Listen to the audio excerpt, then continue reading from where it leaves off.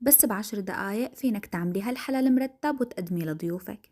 بست البيت بدي علبة قشطة سادة، وبضيف عليها ظرف بودرة الكريم كراميل، وظرف دريم ويب، وست مربعات جبنة كريمي أو 100 غرام، وحليب مكثف محلى عاملته بالبيت نزلت لكم طريقته من قبل. بخلط كل هالمكونات مع بعض كتير منيح لحتى يصير عندي خليط مثل ما انكم شايفين. بكاسات التقديم بحط كيك مفتفت، إذا ما كان متوفر الكيك فينكم تحطوا بسكوت مطحون مع شوية زبدة، بس بالكيك بيطلع أطيب. وبشربه بشوية حليب، وبضيف الخليط اللي جهزناه فوق الكيك.